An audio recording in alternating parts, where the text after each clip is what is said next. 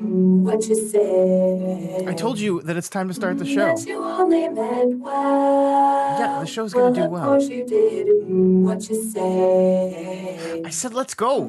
That it's all for the best. Yeah, it's probably gonna be like the best Of course it podcast. is. What you say? God, do I have to keep repeating myself? Just what we need. You decided this. Hold up, I What thought we you both say? decided to do this.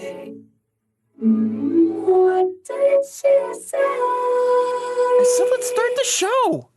Hey everyone, welcome to What You Say, an OC podcast. My name is Elyse Daly, And I am Scott Daly. and together We're the Dailies. Dailies. Yes, this is the podcast where each and every week my wife Elyse and I go through the hit 2000s teen drama, The OC, episode by episode. This week on the show, we're covering 2 episodes. Season 3, episode 10, The Chrismukkah, Mitz-vahkkah, and Season 3, episode 11, The Safe Harbor.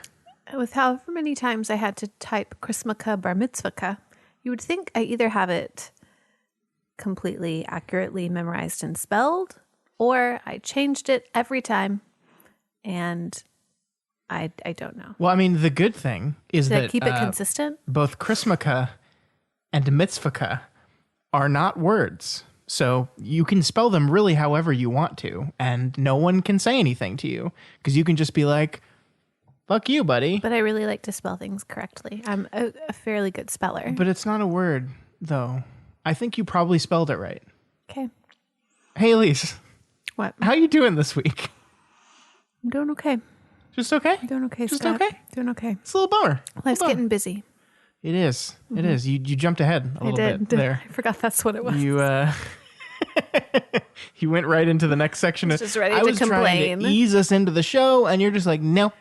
Full throttle, let me complain. We have to go right back and watch that Untitled Chapter and Anne Hathaway movie we're watching. So we have no time. Can you say his name again? Untitled Chapter. Can you spell that, please? No, I cannot. But I'm fairly confident that is the correct way his name is pronounced. I thought it was like Chit something. What? CHIT, I thought. Isn't that how his name? Chititwa. Yeah, yours sounds right. We're right. I just like to say things phonetically, and I understand that does not always. Oh no, it's a Chiwetel. Ejiofor. Chiwetel. You're being offensive. This is the man's name. Well, is it a CH or is it a soft or hard CH? Chiwetel? I don't know, Elyse. Chiwetel. I don't know, Elyse. Ejiofor. That's definitely the last name. We've got that for sure. It's just the first name. Okay. Can we do the show now? Maybe. Yeah, for just a second longer, please. I read this thing and they were saying that we should have women have long, complicated names so that it makes people learn their name. Just women? They had just said women. It was a women's health magazine. So, of course, they were just saying women. But maybe we should rethink the name and make it a long, complicated name so people have to remember our son's name. The name of our son, you're saying? No, Yes. I like our son's name. But it's not long and complicated. And it's just very easy to read. I mean, the whole thing about that is that's in the eye of the beholder. Like, most of the We names... should, like, Saoirse? Come on. Yeah, but that's because it's Irish. It's like... That would be, for someone in Ireland, that's probably much easier to spell than it is and pronounce than it is for us. Mm. So the world does not revolve around the United States, Elyse. I know that. So That's what I'm saying. We should our get a name. son's name could be super complicated to someone in China. You don't know that. It could be. I don't think any of those sounds are difficult. That's because you speak English. No, because I You're really up on your Mandarin. You're like... I am. Almost fluent. Yeah. Say one word to me in Mandarin. In Mandarin. Can we please, for the love of God, do the show? I guess so. We're going to do the Rosies and Thornies. So that's the part of the podcast where Scott and I look back on the week. And we talk about what's good, what's bad, the Rosies, and the Thornies, as we like to call them. So, as always, we're going to start with the bad. And Scott, what was your thorn? Why don't you go first? I feel like I always go first these days. Why don't you tell me what your thorn is first? Oh, and then you're going to be a gentleman. I'll swoop in there That's afterwards. We're going to teach our son codes of chivalry. We're going to teach him the codes of chivalry. We are. I'm going to buy him some armor and a sword and a helmet. Could you? I know I've been putting you on the spot a lot in this episode so far, but could you do me a favor and give me one code of chivalry? To open the door for the ladies. Okay, yes. Back at the time of knights, there was many doors. There were many heavy doors. Many doors. They were very heavy doors. But what does the chivalrous knight do with the infamous turnstile door? Do you go in first and push it for them? Or do you let them go first and struggle with the heavy turnstile door? You let them go first and then die in the door. Hey, Goodbye. Elyse, what's your thorn? I've been really busy lately, Scott. Work's just like, I sat down last week and the week before. I think it started not last week, but the week before that. It was like 2 days. I had nothing on my calendar. And then it was just like it exploded. And that has happened for the past 2 weeks. There are like just very few meetings. And then it's like the whole day just fills up and it gets really busy. And it's exhausting. And tomorrow I only have one meeting scheduled, which you know what that means. Boom. It's going to be a really busy, really stressful day, but it's okay. Boom, baby. It's okay because I can make it all work. And I think part of the stress is coming from the fact that I'm trying to think ahead. Oh, yeah. So there's more work for me to do because I'm trying to get the work done that I would normally get done from March to the end of May. Because we got 54 days. Yeah. So like I sat down for my middle of the year conference about my goals for school. And then I was talking to my boss and I was like, so all of the conferences that I have to have at the end of the year, that the window is open between April and May, am I allowed to do those before I go on maternity leave? Because if not, you're going to have to do all 12 of them. And that would mean she'd have to do 24. And they're long. Yeah. So it's Start just, them it's up. a lot. Start them up. I wish I could help you. The irony of this week, my dear, is that your thorn is the exact opposite of my thorn. Your thorn is that you have too much work. My thorn... It's not too much. It's just it's a lot. My thorn is that I don't have enough. Well, you know. So the job I found last fall after the adventure of in furlough and unemployment was an hourly based job. And it basically carried me through to the end of the year. And then we got into January and I was hoping that more work would materialize. Hasn't.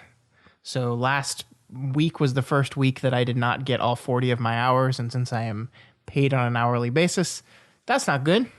So I didn't do any work this week. You're setting out your feelers. You're gonna. Yeah, I mean, it's gonna work out.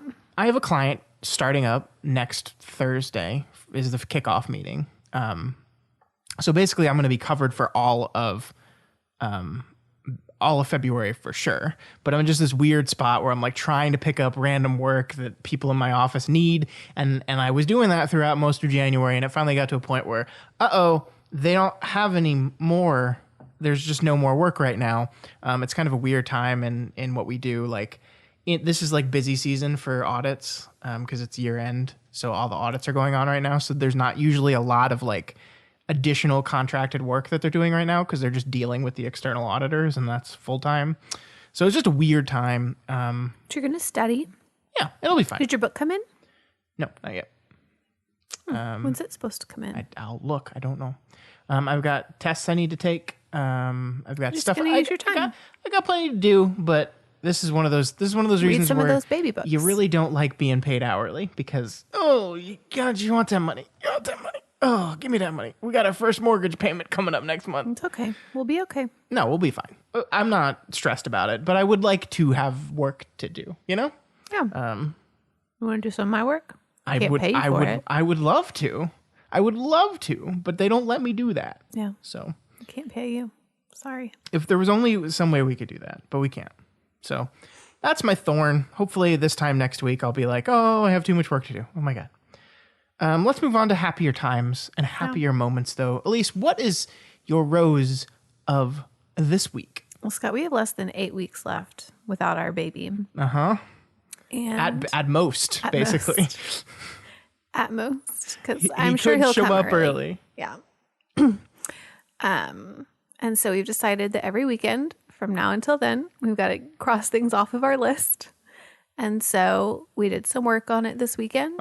And it looks like it's coming together now. I mean, like, we've got pieces of furniture that are not in. You didn't say. Our nursery's the coming nursery together. looks like it's coming together. That's my rose. It looks like it's coming together. But you never said nursery. You just said it's coming together. I mean, what is it? Everyone knows. Our lives. Everyone knows I'm talking about the nursery. They didn't, though. They did. They didn't, though. They knew. They know. They've known me long enough. They knew where my brain was going. Elyse, talk to me about the nursery. How's it About coming? it. It's coming great. We got some art? Yeah, did I tell everyone about the artwork? You did not. I was so Maybe you excited did. about this artwork. I I don't don't remember if I told people or not, but if you listen to this podcast, or maybe not this podcast, if you listen to other podcasts on the Doof Network, such as Kingslingers, or even the Doofcast, or even some of the special episodes from Patreon, you know how much my husband loves Stephen King. Yes, that is Scott. Scott loves Stephen King. I do. It's true. I love interesting, like, pieces of artwork that are more geometric, modern sorts of things. You like minimalist art too. I do. And Scott likes movies as well. And I like movies. And so I found, just by chance, this Etsy shop that makes like minimalistic, artsy movie posters. And they had one that was based on the movie Stand By Me, which is a Stephen King short story. Is that what it is? Yes, it's a novella. Short story. Yeah. Yes. And it's about these 4 little boys that are best friends. And it's a little quote on the bottom. And it was just the coolest looking poster. And it had the colors and the aesthetic of the room that I was going for. Do you know what Stand By Me is about? Yeah, we watched it together. Okay. Just making sure. Yeah. Okay. The railroad tracks. They walked across the railroad tracks. They're going to look for a dead body. Yeah. So hopefully one day our son will go on a journey to see a dead body. No. Anyways, so we got that. And then I had always thought about finding some pictures of some old vintage cameras. I thought that would have been fun. You love And they happen to have vintage. those too. I do. But it was all in the right color scheme, the right aesthetic. And we had ordered those and they came in. So we went and got some frames for those. We got some curtains. Scott did a marvelous job hanging the curtains. That should have been my thorn. That should have been his That fucking thorn. It curtain was rod. the worst thing. The people that lived here before us obviously did not know how to do any sort of handiwork. There was the biggest hole ever put into the drywall to hang a curtain. If you were to compare it to the size of a coin, a dime, It was a nickel. It was a nickel-sized hole in the wall to hang a curtain. They put in, wrongly, like the most heavy-duty drywall anchor I've ever seen. Like the anchor probably is like weighted up to 100 pounds, this anchor that they try to put to hang a curtain. do you think And they did did that it wrong. because of the size of the hole that they had accidentally made? They just tried to get an anchor to fill it in. They might have. I don't know. Like, it was awful. But I fixed it, and it was a pain in Yeah, the you booty. did a good job. You fixed it. It was a pain, and I painted. You might have and- said quite a few expletives. Yeah, that was probably the most amount of cuss words You that's were- going to be said in that nursery. You were ever. really upset. I was like, man, I was just working away, doing my own other stuff. Because Scott had a great idea. We have a shower this weekend. And so he wanted to make sure that A we baby got... shower. Not, Well, we're going to have a we rain take shower, showers too. more than once a week. Well, not last week because the water heater. That was I can't believe that wasn't your thorn. Elyse took a cold shower on Tuesday night. on Monday night. I thought it was Or was it Tuesday. Tuesday I thought night? it was Tuesday night. Yeah. Well, that's why it wasn't my thorn. It would have been my thorn this week. Yeah. It's fine. I was busy. Yeah. Scott didn't bother to get the water heater fixed because he didn't have to take a shower. I had to take a shower. Wow, it's my fault, huh? No, it's my it's fault. not your fault. I'm just saying. You just said Scott didn't bother to get the hot water heater fixed. I'm just saying. That I'm declares just fault. saying priorities are different when you don't have to take the cold shower. I mean, yeah, it was nice. I waited till they fixed the hot water. I mean, I stunk. I didn't take a shower for 3 days, but Yeah. When I and did we take one, slept it in was our nice bed. and warm. Yeah. Anyway, so our nursery's coming together. I'm enjoying it. We're still Hopefully missing the some key items. Yeah. The dresser is supposed to come in early February, and then we haven't ordered the glider or the bookcase yet. We should probably do both of those fairly soon. Okay. But then that's it. We're ready. We're donezo. Mm-hmm. Just come on, baby. Come on, baby. Why not? Hey, can I talk about my for rose? a little while, please? Yes, please. But by come on, I mean on your due date and no sooner. March 17th. Yeah. I'd be okay with that. St. Patty's Day would be nice. Or, okay, the other day I'm okay with that week. What if he's born on 3.14? On Pi Day? Uh-huh. We'd have to name him like Albert. Albert? A mathematician. Pythagoras. Who discovered I know Albert Einstein did not discover Pythagorean theorem.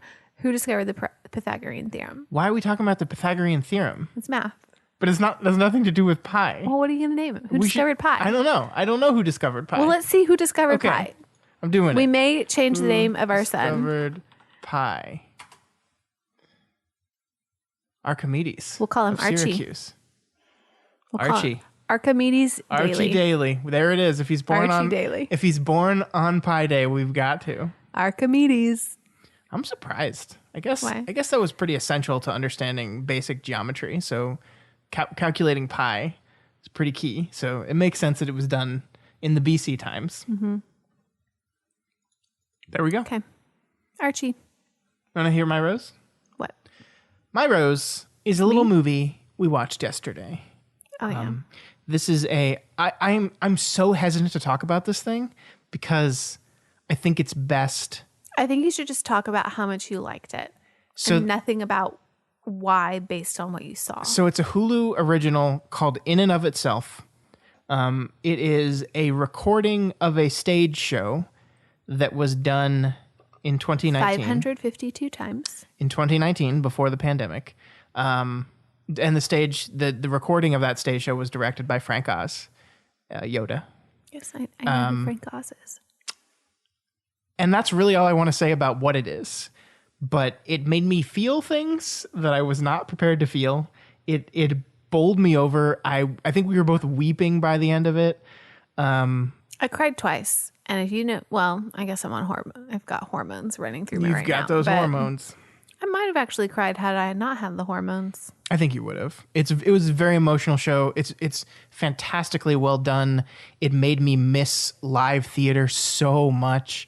I think Frank Oz does a really fantastic job of capturing the feeling of being in a room with a bunch of other people listening to a performance that I have not experienced in almost a year now. So it hit me at just the right time, and it's fantastically well done. It's got a powerful message. I'm still kind of searching myself for what it meant and what it meant to me and like what I think was going on. I want to watch it again.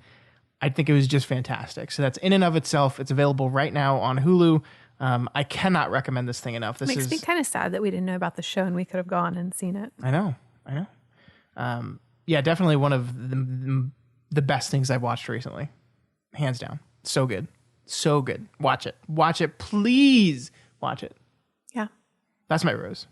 It was a good rose. This is just, God, I love art. Art is so good. Love it. Do you love Archimedes? I do. Good. My son. Archie. What?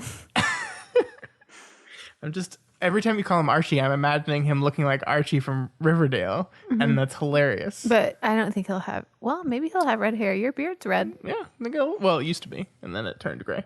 Yeah. It's just because you're old. Thank you. Thank you, welcome. love. You're welcome. Thank you so much.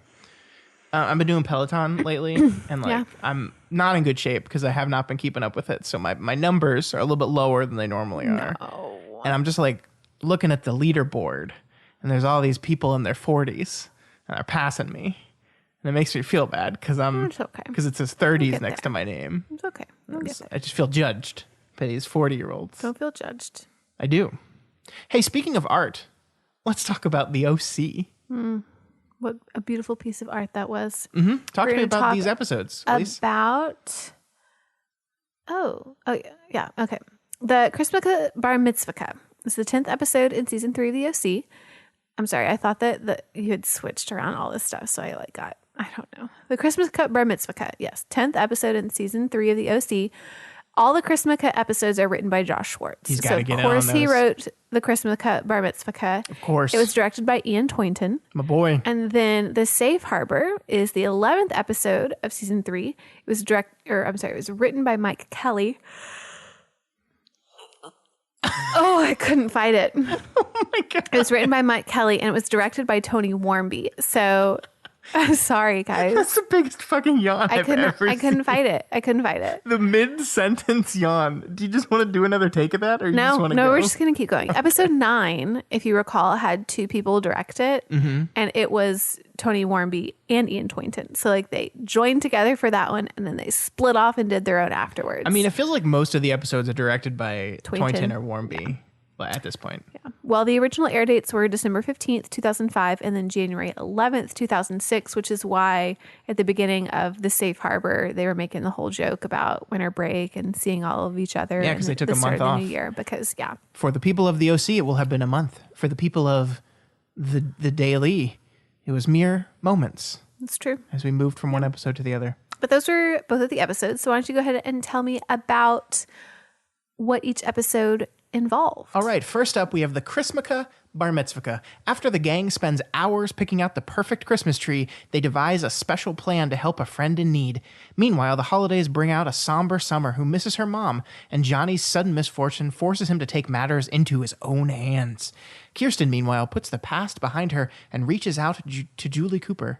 And while a reminiscing Seth vows to put a little macaw into Ryan's Chris, Ryan gets bar mitzvah'd on the 3rd annual OC Chrismukkah episode. Now, before we move on to the other episode this week, Elyse, I want to talk to you about this one a little bit. Okay. So this is our 3rd of 4, presumably, if they do one Yeah. next year Yeah. and the final season. The 3rd of 4 Chrismukkah episodes. I'm sorry to tell you, I think this is my least favorite of the Chrismukkah. Is that what you were going to Including ask? season 4. Yeah, that was including season 4. Yeah. I don't remember season 4's Chrismukkah. Okay. I'll just be honest. I don't remember it. So this is your least favorite. We have the Out of the first ones that one we've when seen. Chrismukkah was introduced. Yeah. Then we have the one where Chrismukkah was brought to Lindsay. Yeah. And she made the. That's and that's she saying made the a lot Chrismukkah yarmulkes. considering I don't like Lindsay and I liked that episode more. She had the Yamaklaus. The Yamaklaus. That was what it was called. Yeah. Yeah.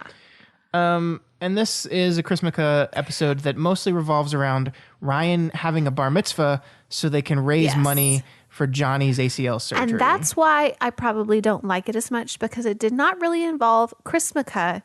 It was the bar mitzvah. The bar mitzvah. And, the whole reason for raising the money, I don't like Johnny.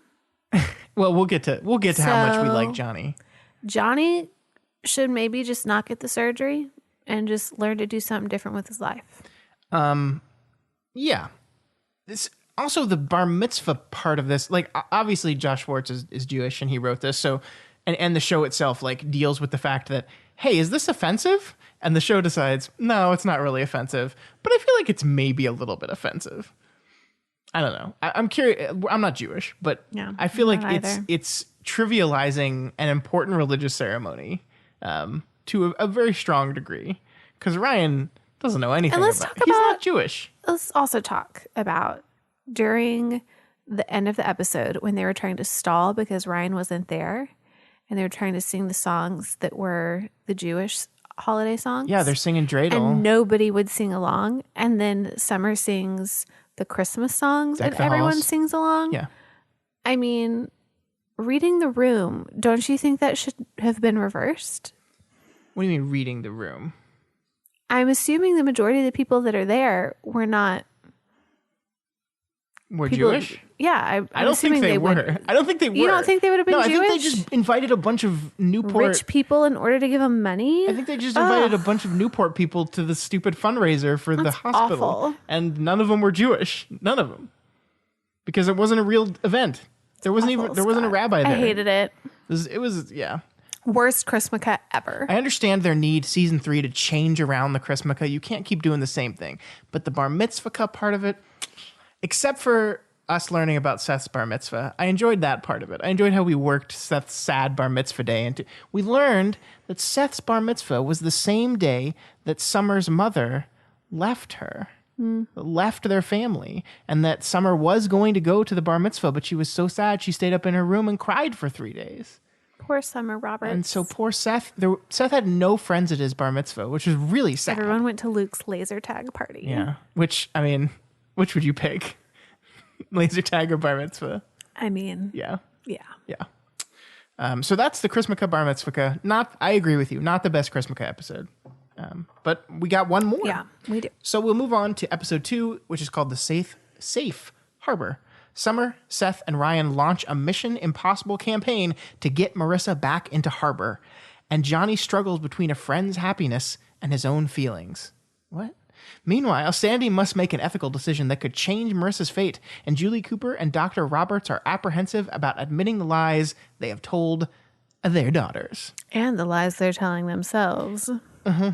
So this is the first episode of 2006, and it is the episode in which the status quo is finally restored. Marissa gets back into Harbor High, and the foursome is reunited, but they're fivesome now because there's a new friend. They are.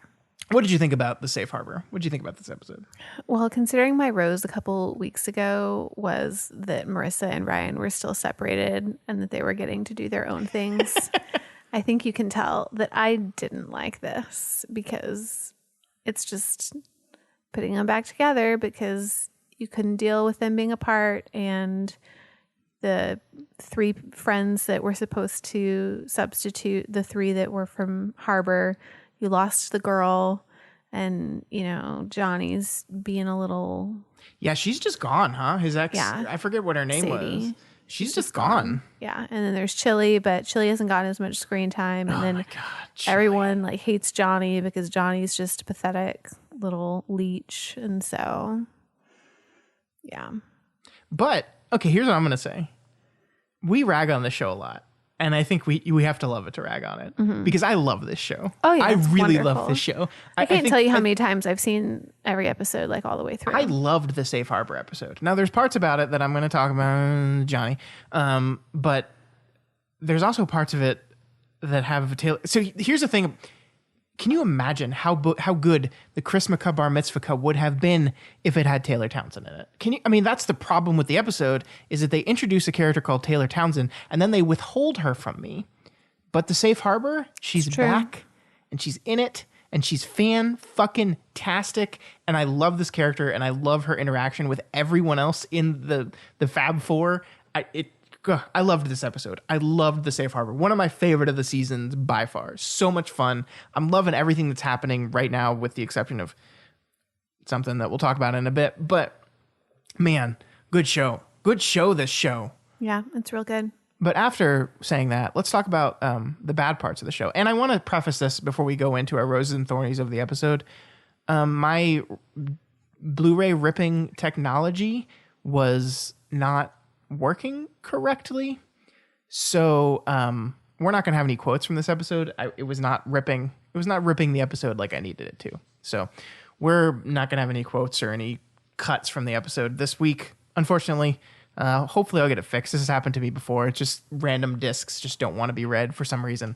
But so no cool insights into the sights and sounds of the OC. Which is going to be really sad because there was that one quote that was perfect from Taylor to Seth about tube socks. And I really was hoping that you would have put that, but it's fine. I know. It's okay. I can't think of the quote or else I would say it. She's talking about... Well, we're going to get to that point later. Okay. Is that okay? In relationship status, I kind of alluded to it. Okay. Well, before we get there, though, we got to talk about our rosies and thornies, and we got to start with the thornies, and we're starting with you, Elyse, because you were Yes. Because I'm great, and that's fine. You can just leave it at that. You're just great. I'm just great. So one thing that we have talked about with this show, particularly last season, was how much we enjoyed not just the teenagers, but the adults and their relationships and seeing them go through conflicts as well. And that one of the reasons we really like this show is because we're invested in every character and we want to see every character storyline. And they invested a lot of time in season 2 with Kirsten and Sandy. And even in season 1, I felt like they had a lot of time with Kirsten and Sandy because they were establishing who those characters were. But this season of Kirsten and Sandy is just really been very blah and frustrating. It had a little bit at the beginning where they had to regain the trust because she had just come out of rehab and they were working things out.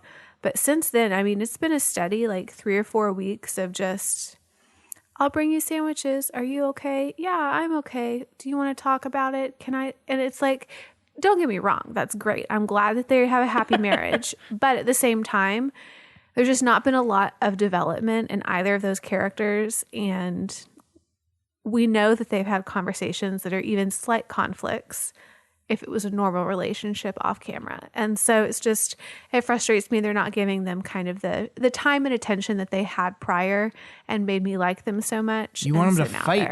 No, I don't want them to fight. I don't want them to fight, but I want them to challenge each other. They had a rough season 2, babe. Give them a year off, okay? They had a rough year. They need a year where they just make each other sandwiches and just support each other and just their entire storylines have nothing to do with each other at all. Yeah, it's just, it's sad. They need that year, babe. No. They're happily married. They're the 10 out of 10. Just let them have it.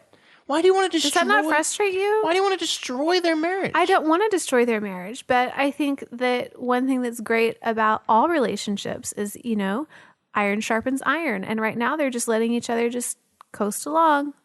Well, but I mean, Sandy's like figuring his shit out. He just started a new job. Kirsten is working on her business with Julie. They got stuff going on. Doesn't have anything to do with each other. Yeah. I just don't like it. It frustrates me. You want them to fight. I don't want them to fight. That relationship. I don't want them to fight, but I want them brink. to be able to go to each other and question each other. And when they're struggling with something at work, the spouse be the one that helps bring them to the light. You know, it's just, it's fine. No, I mean, you're Sandy. absolutely right that the show is much less interested in mining Kirsten and Sandy for drama this season. Most of the drama that happens around them has nothing to do with them. Like last week, the drama around Sandy and his job was this new kid, Ben. It had nothing to do with Sandy. The drama around Kirsten has been Charlotte, and Julie so far really has nothing to do with Kirsten herself. Kirsten is just kind of bored. That's her character this year is bored. She's not working anymore. She's learned how to cook. And have you noticed that, like, throughout the first 2 seasons, everyone was, like, super mean to Kirsten all the time about the fact that she couldn't cook. And then she finally learns how to cook, and all they do is complain about how they're not getting takeout anymore. These jerks. Yeah. But we have 2 boys. They better love their mama's cooking. Yeah. Are we going to adopt a kid from Chino? Yeah. Okay. The second one's definitely adopted. From Chino. From where we only accept Chino children. We're going into hospital one time. We're going to need to be way richer. please increase our yearly intake by 100,000%. And then we'll be good. Okay. We'll do our best. Okay, Scott, tell me about your thorn. Well, my thorn is Johnny, just him in general. And Elyse wrote in the script, Johnny, you bitch, which is not what I said, but you were thinking. I think Johnny is the worst fucking character. This is a show that I think has had many bad characters. I mean, it's still a good show overall, but they've had a few real bad stinkers. Mm-hmm. And I think Johnny is the absolute worst of them. Johnny, the surfer dude, it's like, you remember the gardener that Marissa dated at the beginning of season 2? Yeah. It's like him, but instead of recognizing that he's boring and no one likes him and just getting rid of him, they just keep bringing him back. He's so dull. He's just kind of sad and mopey all the time. Like, even when he didn't have things to be sad about, he's just kind of monotone. The hardest sell of this season is getting the viewer to understand why the fuck Marissa likes hanging out with this guy so much. Throughout, Marissa, like, doesn't have any other friends. I mean, like, you would think that people at that school would want to be her friend. Yes, of course. She's good looking and popular and friend. Like, there's no reason why she wouldn't have like 20,000 friends at this school. I mean, I guess she shot someone. Yeah, but I mean, in high school, that just makes you cool. Come on. Come on.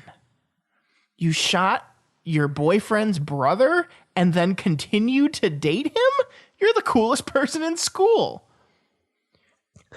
We got a little off topic. Well, I guess when it comes down to the reasoning of it was self-defense, it was protection. You were really, Yes. I guess. Johnny sucks. And so much of these 2 episodes revolve around Johnny. The reason for the Chrismukkah bar mitzvah revolves around Johnny. Johnny does this stupid thing where he doesn't want to accept money from rich people, which I get it. I get that. But his solution in how to get the money for his surgery is he's going to go rob a convenience store on Christmas Eve. It's just so stupid. Not Christmas Eve, the bar mitzvahkkah. Well, yeah, but I like to pretend that was Christmas Eve because Christmas music was playing, and then it makes it more sad because the guy was closing up early because he wants to go home to his family for Christmas, and Johnny was just going to hold him up at gunpoint until Ryan swooped in and saved him and was like, "Hey, Johnny. moron, here's some word of advice from the OC to the universe: let the rich people help you. If rich people want to give you money, take the money. They're rich. Yeah, if they want to give me money, no conditions, why not? If any rich person is listening to this episode, give me money. I could use it for the kid. Yeah, we could get some kid money. Yeah. But I mean, it is. Gotta buy some things for this nursery. We gotta fit it out. We Isn't got it- that glider and bookshelf we need, Scott. Isn't it weird how much of the plot of the show about rich high school kids involves them not having enough money to do certain things? Yeah. It happens a lot. Yeah. It happens a lot. But Johnny sucks. And then in the second episode, like he gets the surgery, but then can't get back on the surf team because the surf doctor doesn't believe he's healthier. So now his life's over, and Marissa's an idiot. Can we just say that? Marissa is an idiot. Marissa has the worst taste in men I've ever seen in my life. Look at her dad. She loved her dad. He's an awful person. Ryan, Oliver, Luke, DJ, Johnny. What the fuck, Marissa? I mean, this show is basically Marissa, for some reason that nobody understands, is really into a dude, and then Ryan has to come save her from the dude. You know the only one that I liked that she's been with? Alex. Yeah. But even that, they made Alex go psycho at the end of that whole thing. Because that's what Marissa does. And Ryan has to swoop in and save her from the people that she dates. And and Johnny is the worst offender of all these. Like, at least Oliver. Like, part of Oliver was that he was actually like super good at manipulating her at the beginning. Yeah. And you could at least see, I get it. This guy's annoying and I hate him. But at least he's like interesting because he's so easily hateable. Johnny is just like, meh. And I want him to go away. And I hopefully we're done with Johnny. But man, he brings down both these episodes. I think you cut Johnny out of the Chrismukkah episode, it could be the best. You cut out Johnny and you put Taylor Townsend into Chrismukkah, it could be the best fucking Chrismukkah ever. It's true. You cut Johnny out of this entire safe harbor plot line because there's this whole thing about like Marissa says like, oh, Johnny, he can't get back on the surf team, so I'm not going to try to get back into this elusive private school because he has no friends. He needs me. He has Chili, and I'm sure he has friends. He's been going to the school for a while. Marissa's an idiot. She's an idiot, and I blame Johnny. But Johnny manages to do the right thing, aka lies about getting back on the surf team, so Marissa will wake up to her senses and allow herself to get back into the good school. Chili, I mean, impressive acting skills right then. God, I hate Chili. Yeah. Chili's not great. Fucking budget Seth Cohen. Get out of here, Chili. Yeah. But I'm going to move on, Scott, and I'm going to talk about the things that we liked because it's enough of the things that we didn't. Because I really loved these episodes. Yeah. Well, I love Taylor Townsend. And Taylor Townsend is now officially in I don't know if anyone listened to Point of Grace in the 90s, but there's a song called The Circle of Friends. I've never Point heard of of Grace. this band. It was a Christian. Well, yeah, that's why I've never heard of this Christian band. group. I loved that song, The Circle of Friends, and it was just playing in my head over and over. And Taylor is friends with Seth and Summer. They're like legitimately friends. They are now. legitimately friends, and they had asked Taylor to help with the Free Marissa campaign in order to bring Marissa back to school. And Taylor was all into it. She helped with the flyers. She was getting her button guy on it. And she was helping with the petition. And then Taylor's mom comes in and pretty much says that Taylor can't help. And Taylor doesn't know what to do because she wants to have friends. But her mom said the only reason that or one of the big reasons she got Marissa kicked out of the school was because Taylor didn't have any friends. So she was thinking that with Marissa was gone, then Taylor would have friends. I don't know if that's how friends work. It's definitely how friends work. Anyways, so then Taylor has this whole, like torn heart between do I stay with what my mom says or do I go and I be with my friends? And it was Seth. It was Seth on the phone who asked if she would come and help and be with them at the board meeting. And when she said no, he said, okay, well, we understand. We'll just keep you posted. And she's like, oh, that's nice, because she realized they do really like her. They do want to be her friend, despite everything that she has done to them. And she shows up. So she does. She shows up and she helps them fight the good fight. And then she sits right smack dab between Seth and Summer in the board meeting. Because they like her. And then after Marissa gets approved to come back to school, they have a slumber party at Summer's house. Yeah, her mom, poor Taylor's mom, storms off because she's so mad at her daughter. And Taylor's like, guys, can I get a ride home? And Summer's like, psh, ride home? You're spending the night, girl. And it just makes you so happy. Especially since this episode started off with Seth and Summer approaching Taylor and saying, hey, Taylor, and because they needed her help. And Taylor's like, oh, hey, guys, I invited you over to my Boxing Day party. I guess you didn't see the invite? And I was just like, y'all, that's so mean. This poor girl. Yeah. It's so mean. So I was very happy that by the end of the episode, they are legitimately friends. Here's what I'm going to say. You've told me that season 4 is bad. Mm-hmm. If they let this girl go, if they let this character go, if they don't make her a regular on the show, I completely understand why season 4 is bad. Mm-hmm. And I'm not going to say, I'm not going to definitely say if this character is in the show, it's going to suddenly be good. I don't know. Mm-hmm. But she's the best new thing about the show. She is breathing life into the show. The way she interacts with Seth and Summer, the way she makes Seth and Summer's relationship fire more, the way they all play off of each other. It's working. It's fantastic. And I love this character so glad. Much. I'm so glad that you love her so much. We said we were going to have a Taylor Townsend section, but we're not, because the whole show, up until Taylor is no longer in it, is just all about Taylor. Is all about Taylor. Tay-Tay. Yeah. But that was going to be my rose, but you stole it. So it's okay. I had to come up with something. Is there anything else that you liked in the show? Shows? Episodes? Hey, Elyse. What? Julie Cooper's got a new man. So in the Chrismukkah episode, Summer's father shows up again. Summer's father, who we have not seen at all. Dr. Neil Roberts. We have not seen at all since season 1 in the episode where Seth totally fucks up the lunch with him and embarrasses himself. We haven't seen him. Well, he's in season 2 whenever Zach has lunch with him. Well, okay. But he's barely... Yeah, he's barely there.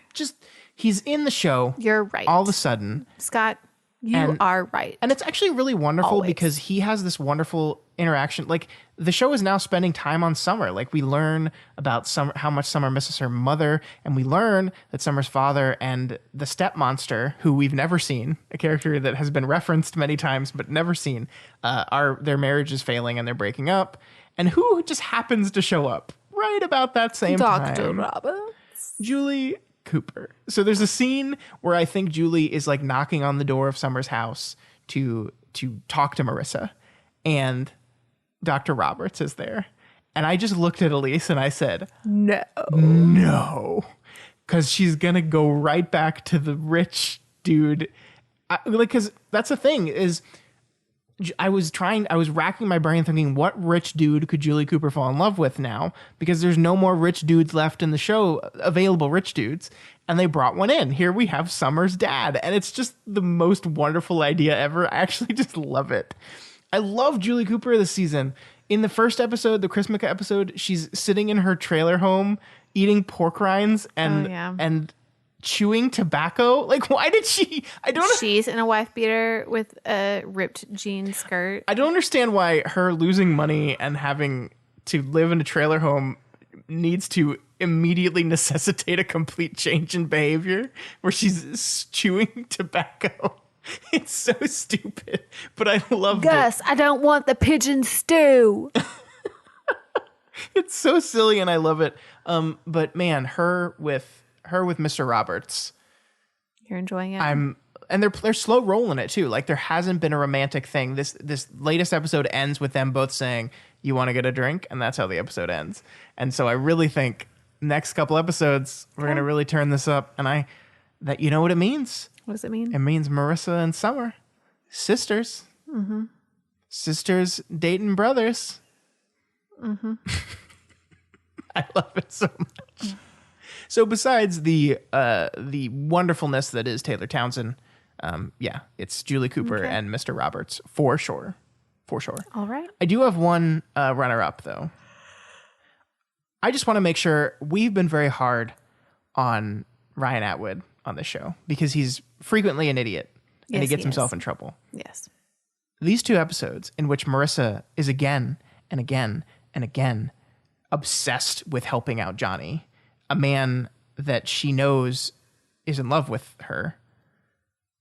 Ryan keeps his cool. He meditates. Pretty good. Mm-hmm. There are times when he gets mad, for sure. And he gets frustrated. But he doesn't punch anybody. He doesn't punch anybody. And he doesn't like fight Marissa about it. He's like trying to be understanding. He helps save Johnny's life when he's about to do armed robbery.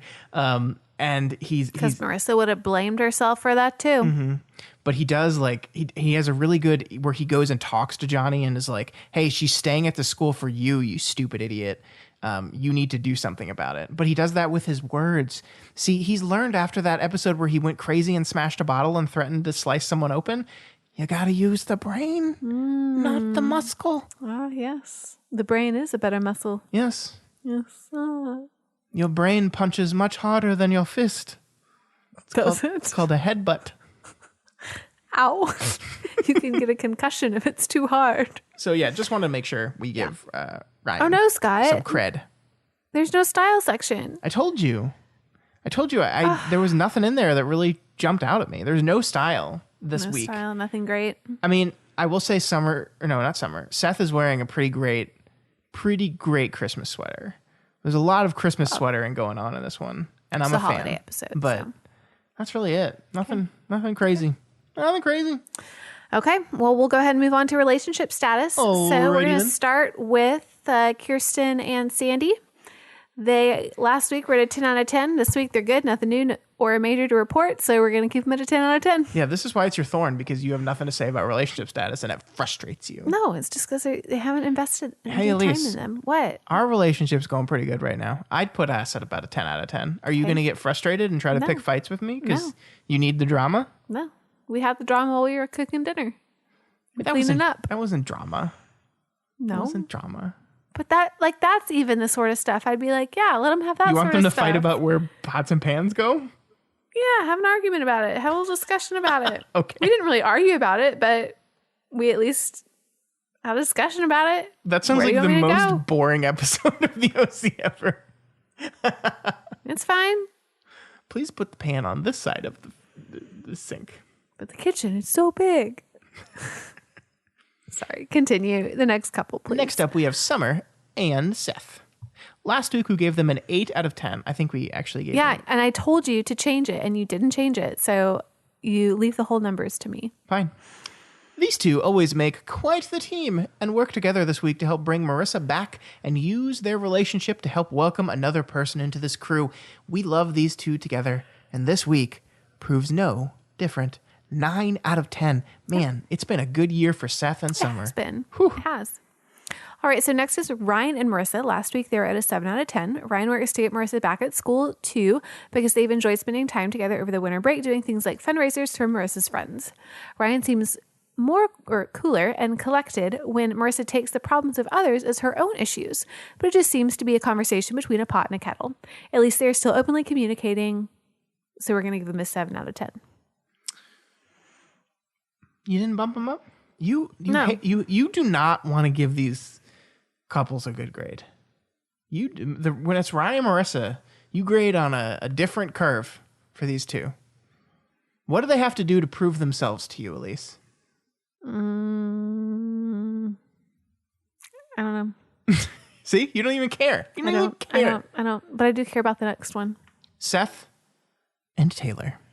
Last week we gave them a 1 out of 10. This week, Seth and Taylor are in the friend zone, except that one time that Summer says it's okay to use sexual favors to convince Taylor to help with the Free Marissa petition.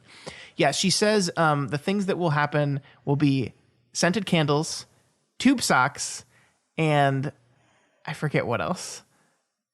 But Seth gets His face just like completely scrunches up. and he mouths what the fuck. Yeah. Because we rewound it and he Yeah. mouths what the fuck. Yeah. And that's network television guys. So yeah, Seth walks up to Taylor and says, Summer has approved me to give you sexual favors in exchange for helping us out, which is weird as shit. And I don't know if Summer actually approved of And that. Taylor was all for it. Yeah. If it was just not about If it was this. anything other than that, oh, she gets so excited. I really wish we could share the quote. I'm so sad about this, but Yeah. it's so good. It's so good. But basically, they're done. They're done. We're gonna take it. It's Yeah. not gonna happen. 0 out of 10. It's not gonna happen. It never was gonna happen. Not with Summer around. Yeah. They're gonzo. Okay. Johnny and Marissa. Blech. 2 out of 10 last week. This week, Marissa cares about Johnny because she feels that she is to blame for everything that happened to him. Johnny won't correct her because he loves her and he wants her around. When Johnny realizes some things, or sometimes the things you love the most, you have to let go, he tells her lies to get Marissa to try to go back to private school. So yes, let's lie and be pitiful. I'm going to give him a 2 out of 10. Yeah, I mean that too continues to be just Johnny, right? Yeah, it's just like him. she doesn't. That's the weird thing about this is she doesn't actually like him like that. No. But she's still like as obsessed with helping him. She cannot turn away from these idiots. Yep. It's really frustrating. Learned it from Ryan. But you know what? You've got you're so excited about the next one. New couple alert. New couple alert. There is a rich single man in Newport, and you know what that means. Julie Cooper Nickel Bate. Will she be Julie Cooper Nickel Roberts if they get married? I hope so. Marissa's mom and Summer's dad hanging out a lot in these episodes and seem to enjoy spending some time together. We shall see where this goes. For now, we're going to start them at a 2 because we just don't know yet. They gotta. 2 people in the relationship. They gotta. If they, we'll move them up to a 5. How about that? Okay. Sounds good. We'll see. We will see next week because we're covering 2 more episodes. What are those episodes called, Elyse? Well, episodes 12 and 13 called The Sister Act and The Pot Stir. So Scott was trying to figure out what the Sister Act meant. Marissa and Summer. Sister. What do you think about the pot stir? I don't know. Something's going to happen. Okay. And the pot will be stirred. Okay. I mean, here's the thing is like everyone, like we ended this episode, the first episode of the new year, the first episode after the winter break, and everything seems good, right? So Marissa's back at school. Summer and Seth are going on strong. Marissa and Ryan seem to be going on strong. Julie's getting her business up together with Kirsten and is going to date another rich guy, so she'll be fine. Sandy and his business seem to be going great. So the only thing that's going bad is Johnny, and who the fuck cares about him? So, like, something's going to have to happen. Like, this is a drama. Things can't be happy, or else there's no show. So shit's going to go down, and I'm not exactly sure what that shit is yet, but it's going to be bad. And I don't know. I'm really curious to see how Marissa reacts to Julie dating Summer's dad, because like we didn't talk about it, but Julie and Marissa had a really great moment in the second episode where she finally came clean with her mom about her mom finally came clean with her about the fact that she was living in a trailer park. And Marissa was like very respectful and mature about it, considering the contentiousness of their relationship throughout the show. I thought that was a pretty good moment for them. So will this wreck that? I don't know. We'll see. We will see next week. And that's all we have time for this week. So if you like this podcast, you can check out all the other shows that we do over at doothmedia.com. If you want to hear Scott talk about Stephen King and his love for Stephen King more than his love for me, you can listen to Kingslingers. You can also listen to... I love you more than Stephen King. Some of those Doofcast episodes that talk about Stephen King. Is that just Patreon or do you have that on Doofcast? I'm sorry. Patreon. Those are bonus episodes. So if you donate... then you can definitely get those. You can donate at patreon.com/doofmedia, and then you can get to listen to those bonus episodes where Scott and Matt watch movies that are based on Stephen King writing and then talk about them. Yep. Yeah. So we also got a book club this Friday. Oh, yeah. What's the book again? It is called This Is How You Lose the Time War. Okay. It seemed like a fairly short book. Yeah. So if you buy it tomorrow, you can read it probably by Friday. I started it yesterday and I'll be finishing it up tonight. So yeah, pretty short. Still time. Yep. Also, if you happen to be listening via Apple Podcasts, head over there and drop us a rating and a review. We would appreciate it. Always like the love and the stars. I love the love. The only thing I love more than you is the love. Where is the love? Where is the love? The love. The love. Did I tell you? Love. I saw something on Twitter today called Now That's What I Call Music Dad Rock. And I looked at the list and it has like Sum 41 on there and like The Killers. And I'm like, what the fuck happened? According to Now That's What I Call Music, I was a dad 3 years ago because that's when Dad Rock came out. Because they were all songs I was like, fuck yeah. It's really upsetting. Oh my gosh. All right, folks. We'll see you all next week. Bye.